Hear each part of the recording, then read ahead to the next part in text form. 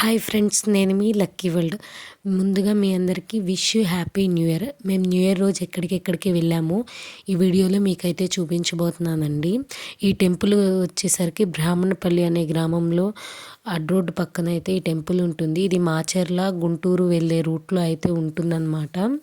ఇది పల్నాడు ఏరియాలో ఈ టెంపుల్ చాలామందికి తెలుసు. ఎవ్రీ న్యూ ఇయర్ ఖచ్చితంగా మేమైతే ఈ టెంపుల్ దగ్గరికి వచ్చి దర్శనం అయితే చేసుకుంటామండి.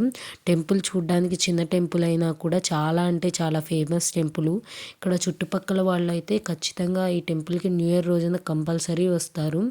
మేము న్యూ ఇయర్ కావడం వల్ల ఈ గుడిని ఫుల్గా మీకైతే చూపించలేకపోయాను. ఈ గుడి చరిత్ర కూడా మీకు చెప్పలేకపోతున్నాను, ఎందుకంటే నాకు ఈ గుడి గురించి అంతగా తెలియదు.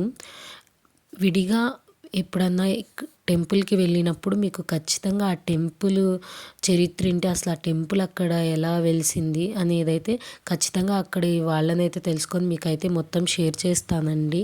దాని పక్కనే ఇలా మనకి సాయిబాబా టెంపుల్ అయితే ఉంటుంది. ఇది కూడా చాలా పెద్ద టెంపుల్ అండి.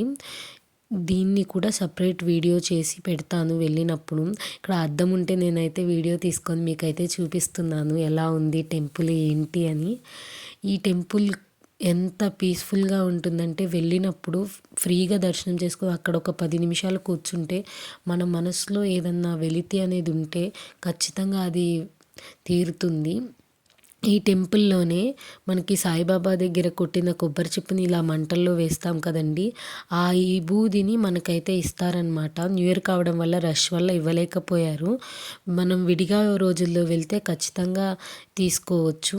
ఇంకా అక్కడికి కొంచెం దగ్గరలోనే అయ్యప్ప స్వామి టెంపుల్ ఉంది. మేము ఈ టెంపుల్స్ అన్నీ చూసుకొని వచ్చేసరికి అయ్యప్ప స్వామి టెంపుల్ క్లోజ్ అయితే చేశారనమాట. ఇది చాలా పెద్ద టెంపుల్, చాలా అంటే చాలా బాగుంటుంది టెంపుల్ కూడా. ఖచ్చితంగా దీన్ని లాంగ్ వీడియో కింద చేసి టెంపుల్ని మీకు ఎప్పుడైనా నేను చూపిస్తానండి.